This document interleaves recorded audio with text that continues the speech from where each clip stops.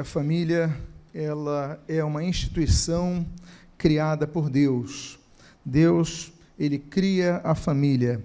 E tudo que Deus faz para o bem, o diabo quer destruir. O Senhor Jesus, ele diz, em João capítulo de número 10, que o diabo, ele vem como ladrão. Ele vem somente para, e ele diz ali, ele resume o ministério do diabo. Ele vem para matar, para roubar e para destruir. Amém, queridos? O tema desta manhã, você pode ver em tela, é a família de Isaac. E eu gostaria de extrair oito lições a serem observadas na família de Isaac. Eu convido, então, a que você abra a sua Bíblia no livro de Gênesis, capítulo de número 25. Gênesis, capítulo de número 25. E aqueles que puderem se colocar de pé para que façamos a leitura inicial, eu gostaria de ler o versículo. Eu vou pedir ajuda aos irmãos que estão no som, porque não está funcionando o passador. Então, fiquem atentos e vão me seguindo, por favor. Gênesis 25. Poderia dar o enter, por favor? Amém. Versículo 19, do capítulo 25 de Gênesis. São estas as gerações de Isaque, filho de Abraão. Abraão gerou Isaque. Oremos. Pai amado, Deus bendito, nós lemos a tua santa e preciosa palavra e nós pedimos, Deus, fala conosco nesta manhã. Abençoa a nossa vida, fortalece a nossa fé. E o que nós pedimos, nós fazemos agradecidos em nome de Jesus. Amém e amém. Podem tomar os seus assentos. Eu gostaria de falar sobre algumas lições sobre a família de Isaac. Isaac tem um nome muito bonito, significa risada, aquele que ri. É um nome muito bonito, mas Isaac, ele é um filho que é difícil de nascer. Porque a sua mãe, Sara, tem Isaac quando ela tinha 90 anos de idade. Ou seja, nós chamamos esses filhos de filhos, é um filho temporão, Isaac. Ele nasce com a mãe 90 anos de idade, o pai, então, 99, 100 anos de idade, bem idosos, cuidam do seu filho, e Deus ainda faz aquela prova de fé com Abraão, na verdade, Abraão levando Isaac para ser sacrificado, e Deus enviando então livramento ali, depois que já estava feito o local, pronto o local de sacrifício, a Isaac já estava amarrado, Isaac já estava colocado sobre a lenha, e Deus lhe dá aquele livramento. Isaac também, ele tem uma formação muito interessante, mas a Bíblia diz que ele não casava, e ele vai ter quase 40 anos de idade, os pais falam assim, olha, vamos arrumar uma esposa para o nosso filho, não é possível, ele já está quarentão, não sai de casa. Então a família envia o servo, um dos braços direitos, um dos homens de confiança de Abraão, chamado Eliezer, nascido em Damasco, chamado então de Damasceno, ele vai para a Mesopotâmia, para a família de Abraão, porque Abraão falou assim, não, eu quero alguém da minha família, lá na Mesopotâmia. Ele faz uma longa viagem para procurar a sua esposa. E ele então encontra Rebeca, se apaixona por Rebeca e casa com Rebeca. Eu quero, a partir daí, tratar sobre o que nós podemos aprender com essa família que vai começar a se constituir através do casamento de Isaac e de Rebeca. E a primeira lição que nós aprendemos nessa manhã é a lição de que nós não podemos menosprezar a importância da oração pela família. O versículo de número 20 e 21 de Gênesis 25 diz assim: Era Isaque de 40 anos, quando tomou por esposa Rebeca, filho de Betuel, o arameu de Padã Arã, e irmã de Labão, o arameu. Isaque orou ao Senhor por sua mulher, porque ela era estéril, e o Senhor lhe ouviu as orações, e Rebeca, sua mulher, concebeu. Aí lá no versículo 26 diz, era Isaque de quantos anos? 60 anos, quando Rebeca lhos deu à luz. O início do texto 20 diz que ele tinha quantos anos? 40 anos. Ele começa a orar pela sua esposa, para que ela ficasse grávida, e ela fica grávida quando ele tem quantos anos? Quanto tempo ele orou? 20 anos orando. A primeira lição que nós aprendemos com Isaac é que nós devemos perseverar na oração. Deus é um Deus que cura o problema de esterilidade, porque Deus é um Deus que cura todas as coisas, Ele é o Criador. Nós temos várias mulheres que foram curadas milagrosamente da sua esterilidade. Nós temos, por exemplo, Gênesis capítulo 11, Deus curando Sara. Nós temos Gênesis capítulo 25, Deus curando a Rebeca. Nós vemos Deus capítulo 30, Deus curando a Raquel da esterilidade. Nós vemos Juízes capítulo número 13, Deus curando a esposa de Manoá, que foi a mãe então de Sansão, da esterilidade. Nós vemos, por exemplo, em 1 Samuel capítulo 1, Deus curando o ano da esterilidade. E nós vemos em Lucas capítulo 1, Deus curando Isabel da esterilidade. Mulheres que eram estéreis, não podiam ter filhos, mas Deus as curou. Agora, Deus cura, mas isso não implica que a cura seja imediata, automática, tudo tem seu tempo. Você vê que esse homem orou 20 anos pela gravidez da esposa. Estou falando do filho da promessa que Deus fez a Abraão, o homem da promessa, o homem da aliança. Olha, eu vou te dar um filho, vai ser um homem que vai ser de grandes nações, vai multiplicar pela terra como as estrelas do céu. Mas esse homem não tem filhos, como é que ele ia ter uma geração? Não era apenas a aliança, não era apenas a promessa para Abraão, mas ele também lutou por essa promessa. Nós devemos lutar por promessas que Deus fez aos nossos pais, à nossa família, nós devemos lutar. E a perseverança que nós vemos, meus amados irmãos, é uma perseverança que dura 20 anos. Talvez você começou a orar por uma situação muito difícil na sua família, e nós aprendemos o seguinte, olha, nem sempre a oração vem respondida imediatamente. Deus pode responder de várias formas. Deus pode responder, por exemplo, com um sim, como Deus respondeu ali em 1 Reis, quando ali Deus responde um sim imediato, Elias caindo fogo do céu sobre o sacrifício ali, sobre o holocausto no Monte Carmelo. Deus pode responder com não, como Deus respondeu, por exemplo, a Davi, quando seu filho enfermou, Davi orou pela cura do seu filho, mas aprove Deus levar o seu filho. E Deus pode optar nem pelo sim, nem pelo não, mas pelo aguarde, como o Salmo 40, nós devemos esperar confiantemente no Senhor, com paciência no Senhor. O que nós devemos entender é que nós não devemos deixar de orar, nós devemos ser perseverantes em nossa oração. Nós devemos perseverar para a nossa salvação, como diz, por exemplo, Lucas capítulo 21, aquele que perseverar até o fim, esse será salvo.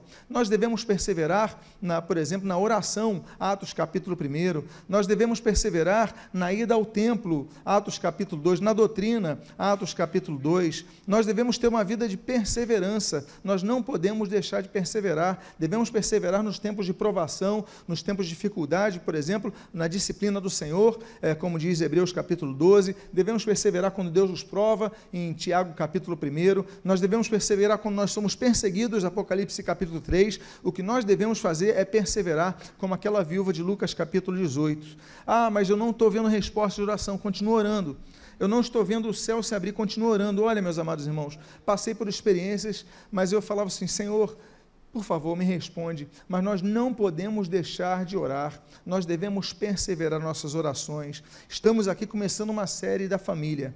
Eu não sei como é a sua família, eu conheço algumas, naturalmente, mais próximas, né, de um convívio, não conheço todas, muito menos as famílias que estão vendo pela internet, ouvindo essa mensagem, mas o que eu sei é que Deus conhece a sua situação.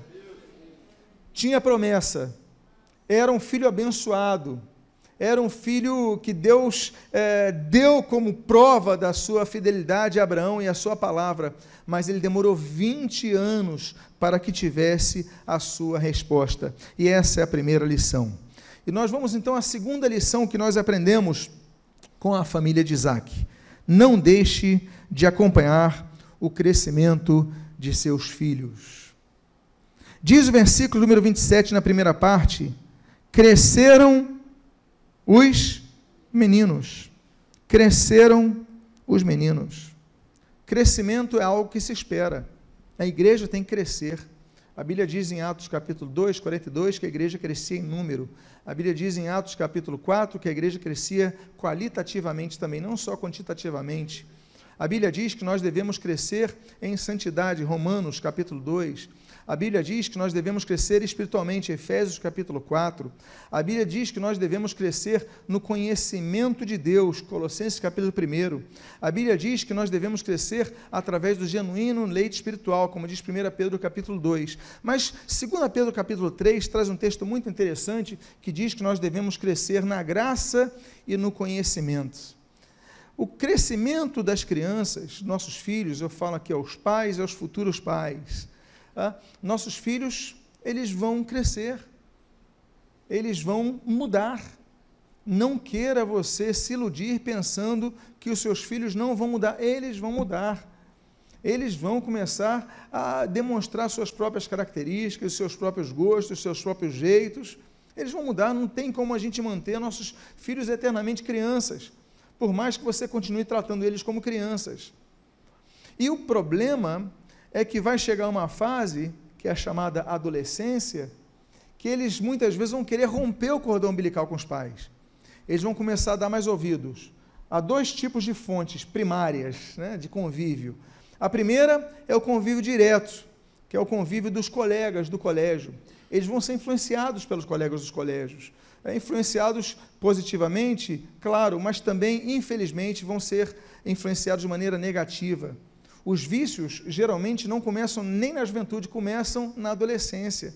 O oferecimento das situações, o abrir de um mar de opções, que às vezes os pais não falam para preservar o filho, na adolescência ele vai ter acesso a isso. Então, ele vai ter um investimento contra o teu filho, e por isso a importância dos princípios na igreja. Amados irmãos, a Bíblia diz em 1 Coríntios capítulo 15, que as más conversações corrompem os bons costumes. Ou seja, você criou seus filhos com bons costumes, mas as más conversações corrompem, elas estragam, elas quebram, elas destroem, elas apodrecem aquilo de bom que você fez. Então, nós devemos entender o seguinte, que os bons costumes não podem ser apenas práticas de um passado na infância, mas tem que ser um processo contínuo. Aí você, não, eu criei meus filhos na igreja, mas você deixou de ir na igreja. Você ficou murmurando contra a igreja. Então, você criou o passado, mas não continua criando os bons costumes. Continua congregando, porque você começa a perder os princípios. Nós temos princípios basilares que nós não podemos perder jamais, alicerces, porque as más conversações corrompem os meus costumes. Isso não é profecia para você, não é profecia para mim, não, é um fato. Todos passam por isso. Todos nós fomos influenciados, positivo e negativamente, na nossa adolescência, não é verdade, meus amados? Todos nós. Agora, a semente que está no nosso coração, a semeadura, a oração, a intercessão, tudo isso nos manteve firmes, não é verdade? E a segunda influência são as pessoas de influência social que estão na mídia. A mídia da moda, a música da moda, o cantor da moda, o jeito de um jogador de futebol influenciar, um cantor influenciar. Então, as pessoas são influenciadas, então os filhos deixam de ouvir os pais. Aí nos lembramos, por exemplo, da importância do conselho bíblico. Olha, bem-aventurado aquele que não se assenta junto aos... Nós não podemos sentar na roda dos escarnecedores, daqueles que escarnecem, daqueles que zombateiam. Nós devemos ensinar isso aos nossos filhos. Você tem que ter uma postura firme, como diz aí o Salmo 1, como você conhece. Aí nós lembramos, por exemplo, Provérbios capítulo 13. A Bíblia diz, olha, anda com sábio e serás sábio, mas aquele que anda com insensato se tornará mau. Se tornará mau. Ele pode se tornar algo pior, por causa das companhias. Por isso que nós devemos, em primeiro lugar, conscientizar daquilo que diz o Salmo 119, companheiro sou daqueles que te amam e te temem, eu sou companheiro desses, eu quero andar com aqueles. Por isso, uma das importâncias da igreja, não deixe de trazer seu filho à igreja, não deixe de ensinar o seu filho a andar no caminho do Senhor, não deixe de orar com seus filhos, faça orações constantes, faça oração sempre com eles, que eles possam ver que você tem uma vida de oração, de leitura da palavra, de estudo, de se envolver na obra, porque é uma forma de nós implantarmos princípios. Olha, vários princípios, a Bíblia fala sobre vários princípios, é o princípio do conhecimento, a leitura bíblica, por exemplo, Salmo 119, nós temos o princípio da oração, Mateus capítulo número 6, nós temos o princípio da fé, Mateus capítulo 21, nós temos o princípio de se congregar, Hebreus capítulo 10, nós temos o princípio de se santificar, Hebreus capítulo número 12, nós temos o princípio de perseverar, Apocalipse capítulo 3, nós devemos, então, tomar os princípios, viver esses princípios, porque quando vier o dia mau, ele não vai se abalar, ele vai resistir num dia mau. Não é isso que a Bíblia fala sobre a armadura de Deus? Então, invista na sua família, invista no congregar-se, invista em ter uma vida santa. Agora, que eles possam ver nos seus pais isso. Uma postura que nós achamos interessante, que a gente pensa que nossos filhos não vão crescer, eles vão crescer, e ele pode até te enganar em casa, mas você não sabe o que ele está vendo lá fora. Então, os princípios são coisas que acompanham ele, os pais não acompanham os filhos. Não estão em todos os lugares, mas os princípios o acompanham, e tem o temor ao Senhor, que é o princípio da sabedoria. Então, amados irmãos, eles vão mudar, e quando mudarem, então você tem que aprender a lidar com essas mudanças, e nós falamos não só dos filhos, mas os pais, os maridos, esposas, os cônjuges, eles mudam, é normal que mudem. Tem casais que se separam porque fulana mudou, porque minha esposa mudou, não é a mesma que eu conhecia há tantos anos atrás, mas é óbvio que ela vai mudar, porque você também mudou, camarada. É o que eu falei para o sujeito, falei, você também não mudou? Se você não mudou, eu vou ficar preocupado, porque as experiências mudam a gente. Aí você tem experiências negativas, você tem traumas, você também mudou, e não é por isso que você vai romper uma aliança. Todos mudamos, claro que tem situações que nós mudamos, que nós podemos consertar naquilo que nós mudamos negativamente, nós podemos, poxa, eu vou reconsiderar, vou voltar um pouquinho, ajuste, mas mudamos, o nosso corpo muda, então, nós devemos entender que crescer os meninos, a família cresce, não no sentido numérico, mas também cresce na sua maturidade, porque quando se fala em casais, nós tivemos um excelente evento de casais, parabéns aos meus irmãos aí que coordenaram, mas nos casais, uma das coisas que a gente fala é o seguinte, o amor também amadurece. Vocês devem ter ouvido falar, né, da paixão, aquela paixão da juventude e tudo mais, aí eu não sinto mais aquela chama e tal, peraí, o amor amadurece, as pessoas amadurecem, a vida, você tem que entender que nós devemos amadurecer também, lidar com essas situações. Então, meus amados, cresceram os meninos, cresceu o marido, cresceu a esposa.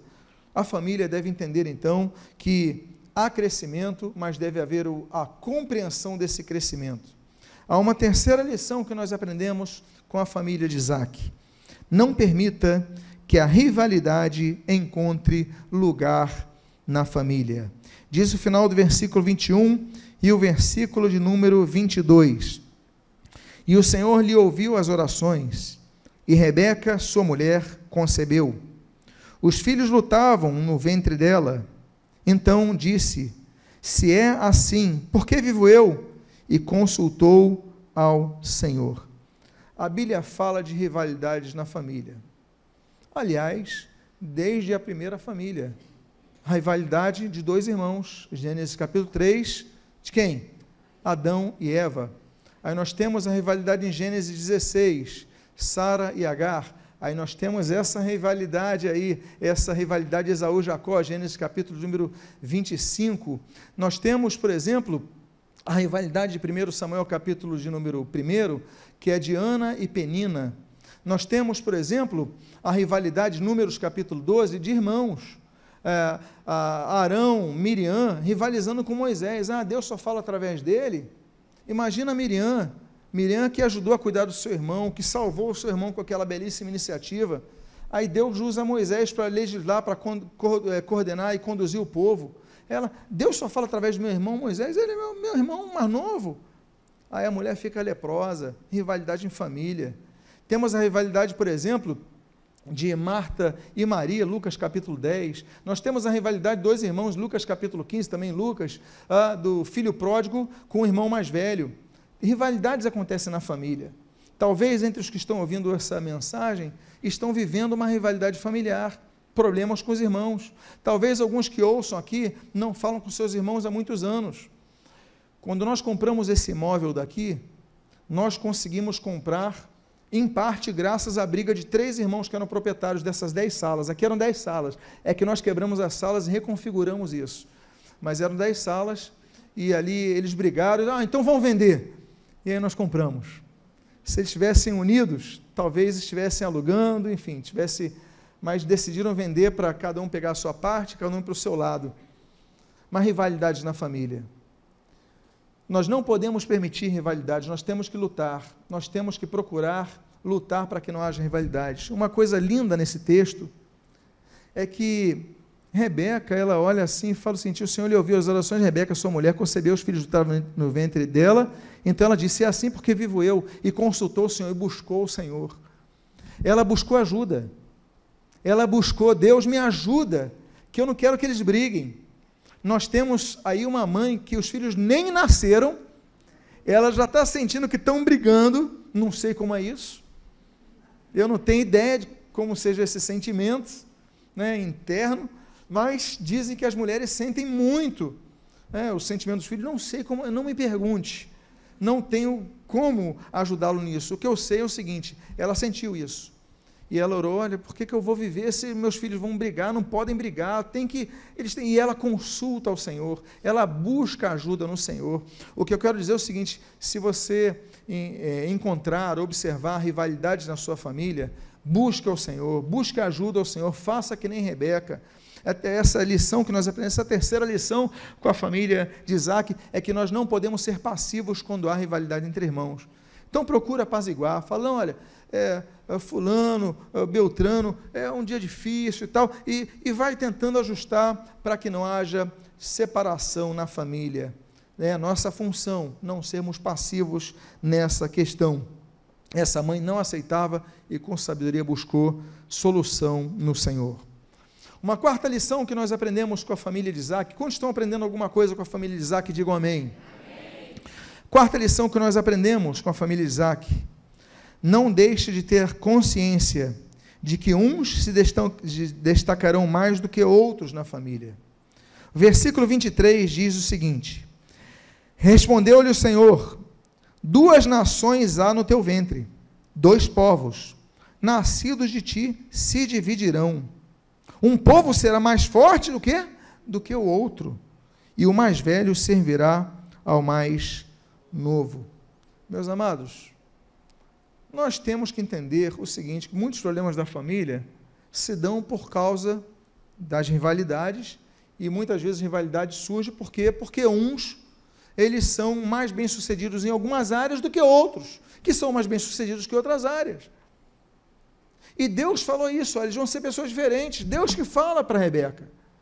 Ele fala: vão ser 2 nações. Nós sabemos que vão surgir 2 nações dali. Vai sair o Jacó, vai sair o Ismael, o Esaú, vão ser povos diferentes, vai gerar os edomitas, e vamos ter brigas que vão acompanhar até os dias de hoje. Essas guerras, essas brigas entre os povos árabes e o povo israelita, ela vem de ventre. Deus falou: são 2 nações grandes, vão ter, e olha, um vai servir o outro, um vai ter mais sucesso, e muitas vezes tem esse problema. Deus faz as pessoas diferentes. Deus não produz robô em cadeia, não. Deus sopra o seu espírito e as pessoas são diferentes, e nós temos que entender que irmãos vão sair diferentes dos outros. Agora, aquele que for mais bem sucedido que os seus irmãos em determinadas áreas, ele tem que entender o seguinte: agir sempre com humildade, sabendo que o que ele tem, Deus permitiu que ele tivesse. E o que não é tão bem sucedido em determinadas áreas, porque a gente não pode generalizar as áreas, porque às vezes um tem muito dinheiro, mas é infeliz, o outro tem pouco dinheiro, mas é uma pessoa em paz, Não dá para trabalhar, temos muitas áreas, mas colocando no geral, no aspecto geral, e naquele que não tem não é bem sucedido em determinadas áreas como o seu irmão, ele tem que entender que Deus permitiu ser assim, tem que descansar na soberania de Deus, e olha, orar pelo seu irmão também, e amar o seu irmão também, ou sua irmã, enfim, que ele possa entender o seguinte: Deus faz as pessoas diferentes, as oportunidades que uns têm, outros não têm. Claro que muitas vezes as pessoas perdem oportunidades, todos perdem oportunidades que passam na vida, a oportunidade vem e passa, mas você não agarra. Agora, ainda assim, que alguns consigam construir mais do que outros, isso não pode ser motivo de separação, porque isso gera inveja, gera ciúme, gera problema, gera sequidão na alma. Então, se você tem um problema desse, você tem que buscar a cura em Deus. Nós não podemos aceitar isso, porque Deus nos fez assim. Deus fez uns mais altos e outros mais baixos, não fez? Deus permitiu que fosse assim. Então, Deus permite. Então, descansa na soberania de Deus. Mas, entenda o seguinte, que o mais importante é você ter o amor de Deus na sua vida e você exercer esse amor. Quinta lição que nós aprendemos com a família de Isaac: não deixe de reconhecer que cada membro tem um temperamento diferente na família. Versículo 27 diz: então cresceram os meninos. Esaú saiu perito caçador, homem do campo. Jacó, porém, homem pacato, habitava em tendas. Jacó, homem pacato. Eu coloquei o termo em hebraico que é tam. Tam significa pacato, também significa calmo. Isso nós traduzimos num texto mais contextualizado, também significa analítico.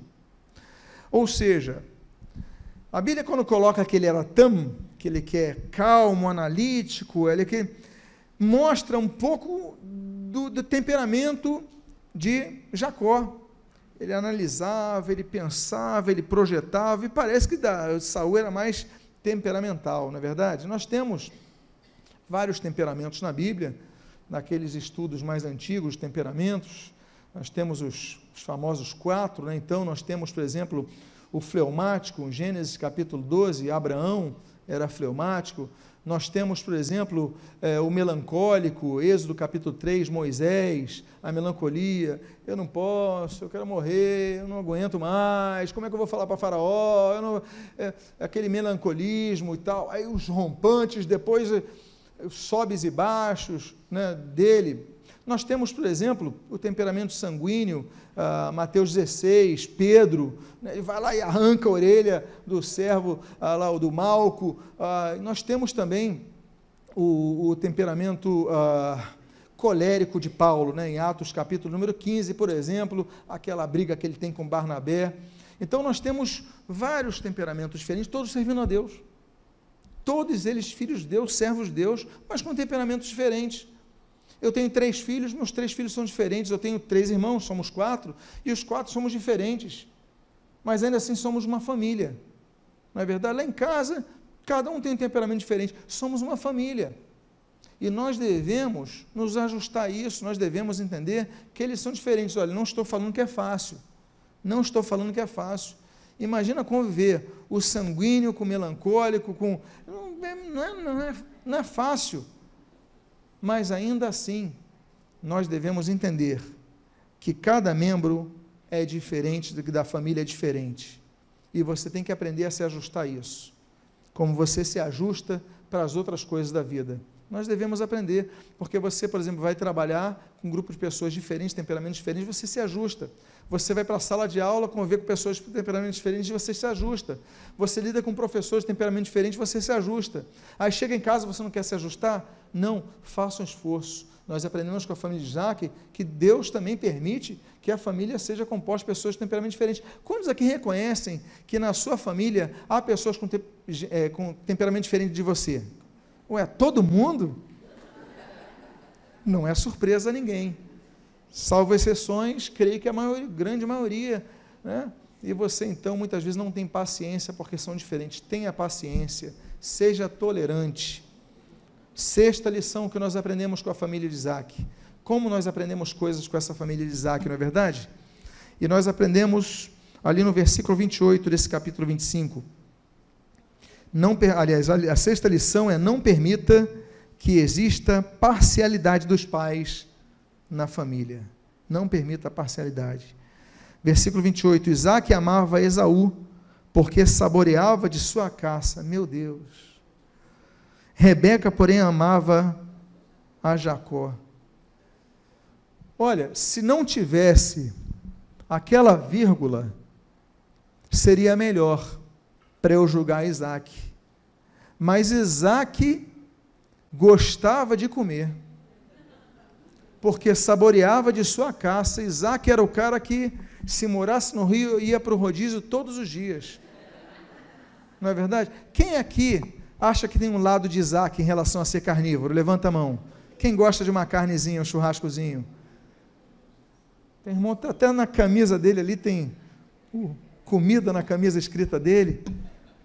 Nós gostamos, mas o detalhe é o seguinte: ele amava Esaú por causa da comida que Esaú trazia. Ou seja, ele ganhou o pai pela boca. Não é verdade? Pai, olha aqui o churrasco aqui de cabrito que eu trouxe, olha aqui o churrasco de boi que eu trouxe, olha aqui a minha caça, olha aqui. Aí, pai, eu amo esse filho demais. E ele desprezava Jacó por causa disso. Isaque nos mostra que era uma pessoa falha, porque demonstrava preferência por um filho do que outro. E a Rebeca, que no início da gravidez, ela fala assim: eu não quero que eles se dividam, mas agora disse, Rebeca, porém, amava Jacó. Ou seja, não gostava muito de Esaú, demonstrava preferência. Ela mudou. Não fala que as pessoas mudam? Ela, no início, era uma pessoa mais certa, mas foi passando o tempo. O que acontece? O tratamento que Jacó dava para ela, Jacó mais analítico, mais calmo, de repente Esaú mais estourado, não gosto muito de Esaú não, demonstrava isso. Não pode, meus amados, não podemos permitir essa parcialidade. Nós devemos orar por todos, demonstrar o mesmo amor por todos, ainda que às vezes não dê para demonstrar tantos, porque tem hora que você também não aguenta, segura, mas lutar por isso, lutar para não haver parcialidade. Essa parcialidade é tão ruim, foi tão ruim, Rebeca amava mais Jacó, que quando Jacó se torna mais velho, Jacó demonstra parcialidade para quem? José. E os irmãos José, Gênesis 37, vão mostrar o quê? Vão invejar José, porque Jacó, José é o meu filho, José, todo José tem cara de bonzinho, não tem? De mimado, José, Zezinho. Aí os irmãos ficam com inveja, queriam até matá-lo, acabam vendendo José. Parcialidade, ele recebeu do pai, ele passou para o filho. Pais, não demonstrem parcialidade, sejam totalmente imparciais, dando o mesmo amor a todos. Amém, queridos? Essa é a sexta lição que nós aprendemos. A sétima lição que nós aprendemos com a família de Isaque é: não tire proveito de uma situação de fraqueza de alguém na família. Versículos 29 e 33 nós lemos: tinha Jacó feito um cozinhado quando, esmorecido, veio do campo Esaú e lhe disse: peço-te que me deixes comer um pouco desse cozinhado vermelho, pois estou esmorecido. Daí chamar-se Edom. Disse Jacó: vende-me primeiro o teu direito de primogenitura.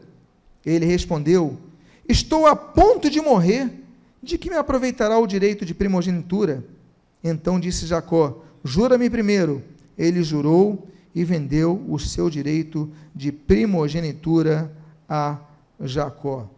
Meus amados irmãos, todos ficam vulneráveis em algum momento. A fome nos torna vulneráveis. A falta de dinheiro nos torna vulneráveis. Nós no Brasil, temos acompanhado a crise da Venezuela, e uma vez eu estava vendo uma reportagem falando sobre, a título de exemplo, o aumento da prostituição no Roraima, que é o estado fronteiriço, com venezuelanas. O que aconteceu? Deixaram tudo na sua terra, vieram para aqui com família, com filhos, não tem profissão, não tinha emprego, tem fome. Começaram a vender o corpo. Ou seja, vulnerabilidade. Entrar numa vida que não queriam.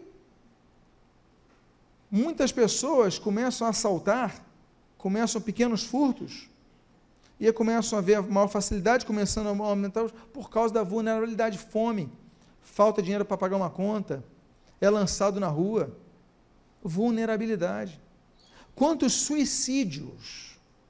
Agora nós estamos caminhando para um extremo de pessoas pela vulnerabilidade, porque não tem dinheiro, estão em dívidas, estão mal vistos, estão não sei o quê, não querem mais, não conseguem mais nada, não têm saúde e decidem acabar com suas próprias vidas.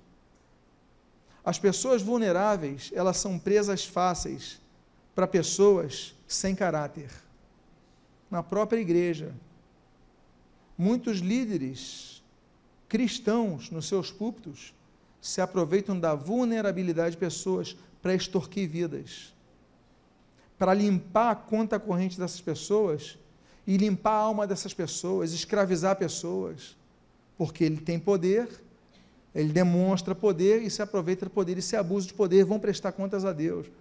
Agora, a grande questão é que Jacó, o analítico, ele fez um cozinhado que era cheiroso. Seu irmão não caçou nada, estava vindo da caça, mas não caçou nada. Tem dias que você consegue caçar, tem dias que você não consegue caçar. Ele estava faminto. Aí Jacó, olha, fiz uma sopa, me dá não, só se você me vender o direito à primogenitura. Ou seja, Jacó, que é um dos patriarcas, Jacó, que é um dos grandes homens da Bíblia, Jacó era um cara sem caráter, um caráter debilitado, um caráter abusivo, uma pessoa que realmente era um sem caráter. Não estou tirando os aspectos positivos de Jacó, mas estou falando que nesse momento ele foi um sem caráter. Por quê? Seu irmão está com fome, você fez a sopa, dá para ele. Aí ele falou, só te dou a sopa se você me vender o direito à primogenitura. Que maldade! O direito à primogenitura, na verdade, era o direito à riqueza, tá bom, gente? Porque naquele tempo, só o primogênito herdava as terras, que nem na Idade Média, o senhor feudal, etc. e tal, era só o primeiro filho nascido. Ou seja, ele estava de olho no dinheiro do pai, que o pai era rico, Isaac era rico. Aí ele falou, me dá o direito a receber a conta poupança de nosso pai. Era mais ou menos isso, o objetivo dele. Aí Esaú falou, o que me adianta? Eu morrer de fome, não vou usufruir disso. Toma, fica com esse direito, eu quero comer.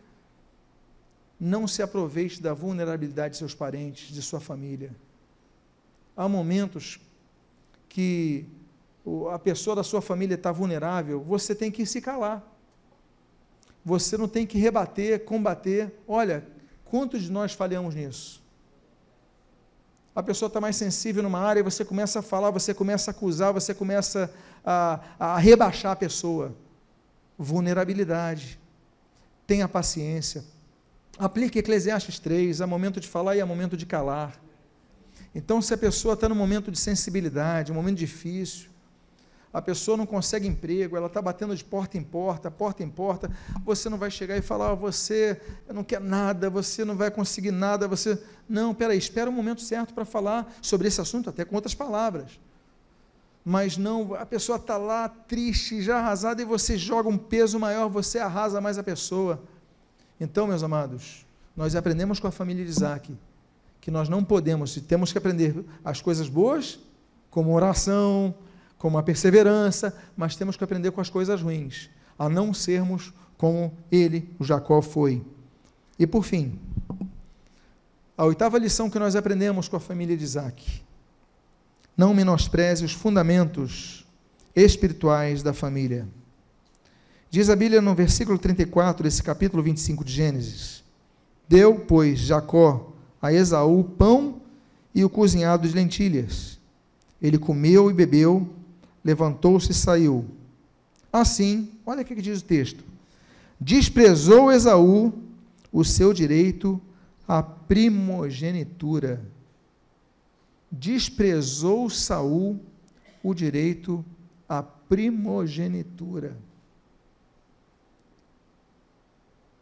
O direito à primogenitura não era apenas um costume antigo, social, mas é um costume que Deus permitiu que vigorasse naqueles tempos. Era o direito do primogênito, para coisas boas como para coisas ruins, como por exemplo em Êxodo, quando ali no Pêssar, Êxodo 12, passa ali a morte ceifando os primogênitos do Egito. Os primogênitos tinham direitos, tinham deveres, mas a Bíblia diz que ele despreza coisas que para a sua família eram importantes, despreza coisas que para Deus eram importantes. O direito à primogenitura é um direito que ainda existe hoje. Você sabia disso? Na Europa, por exemplo, nós temos nações, monarquias democráticas que têm direito à primogenitura. Por exemplo, Bélgica, né, a linha de sucessão da Bélgica. Na Suécia, a linha sucessória da Suécia, a linha sucessória da Grã-Bretanha, do Reino Unido, não é verdade? Direito é o primeiro, não é isso? Tem a linha, morre o monarca, e nos países não democráticos também, a Arábia Saudita tem o direito à primogenitura daquele emir, nós temos o Catar, nós temos Brunei, nós temos várias nações democráticas e não democráticas que ainda hoje adotam o direito à primogenitura, no caso da linha sucessória. Na Idade Média, os senhores feudais passavam o direito à primogenitura ao primeiro que nascesse, ele herdava todas as terras. Não era dividido, são 3 filhos, vão dividir por 3. Eu tenho 3 castelos, vou dividir por 3 filhos. Não, os 3 iam para o primeiro nascido. No tempo bíblico é assim. Agora, nós temos que entender o seguinte: desprezavam o que para a sua família era tão caro, tão importante. A Bíblia diz que ele despreza coisas que para a família era sagrada. Tanto é que há um texto em Hebreus, pode dar um enter, por favor, que diz assim, olha, nem haja algum impuro ou profano, como foi Esaú. Olha o que a Bíblia viu por ele ter desprezado esse direito. Impuro ou profano, como foi Esaú, qual por um repasto vendeu o seu direito de primogenitura, pois sabeis também que posteriormente, querendo herdar a bênção, foi rejeitado, pois não achou lugar de arrependimento, embora com lágrimas o tivesse buscado. Depois ele se arrependeu, depois ele ficou com remorso, não se arrependeu, ficou com remorso, ele chorou, ele sentiu, poxa, por que eu desprezei isso? Nós devemos considerar, meus amados irmãos, aquilo que é importante para a nossa família, porque chega uma fase da adolescência, que às vezes a gente quer peitar a nossa família, não é verdade? E ele despreza o que era importante para a sua família. Não faça isso. A Bíblia diz, por exemplo, em Provérbios 22, 28, não desprezeis os marcos antigos, os quais foram colocados por vossos pais. Nós não podemos desprezar os marcos antigos que nossos pais colocaram. Então, que você possa honrar os seus pais, que você possa honrar aquilo que para eles é importante. Não é jogar na cara deles, porque tem uma hora que você joga as coisas, não é isso não é honrar pai e mãe. Então nós devemos cuidar para não desprezar as coisas espirituais, porque era um direito aplicado ao princípio da bênção. Era o pai abençoava os filhos, eles brincam disso. O Jacó vai e coloca roupa de pele, né, para que o pai pense que é Esaú, e engana o pai para conseguir a bênção. Bênção não é assim, meus amados irmãos. Ele quer comprar a bênção. Agora, Esaú, por que valeu essa troca? Porque Esaú desprezou, não deu importância a questões espirituais. Que você lute pelas questões, pela importância das coisas espirituais na sua casa. Nós hoje, avançamos durante 8 lições, nós aprendemos com a família de Isaac. E a grande questão, a minha conclusão é a seguinte: vamos dar o primeiro passo agora. O nosso primeiro passo é orar por nossas famílias. Vamos ficar de pé, porque nós aprendemos 8 lições. Agora vamos à prática. Vamos aprender a orar com perseverança pela família. Vamos aprender a lutar pela unidade da família. Vamos aprender a respeitar as mudanças na família, mas vamos lutar para manter os princípios espirituais que foram colocados na família. Não deixe a sua família se desgovernar, não perca a sua família, mas lute pela sua família. Você que nesse momento quer lutar por sua família, eu convido a que você feche seus olhos e coloque a mão no seu coração. Só você quer lutar pela sua casa, pela sua família. Senhor amado, em nome de Jesus, Senhor, aqui nós temos tantas pessoas que estão lutando por suas casas, e algumas, Pai, muitas vezes de maneira errada, muitas vezes porque lhes faltava o conhecimento da Tua Palavra. Hoje, Pai, nós, por 8 lições com a família de Isaac, nós aprendemos tantas coisas que nós devemos e também as que nós não devemos fazer, que nós possamos nos policiar, que nós possamos aprender a falar no momento certo e a se calar também no momento certo. Pai amado, que em nome de Jesus nos dê sabedoria, nos dê paciência, nos dê amor. Senhor, que não haja preferência nas famílias, haja equidade, Pai, e que em nome do Senhor Jesus venha nos abençoar.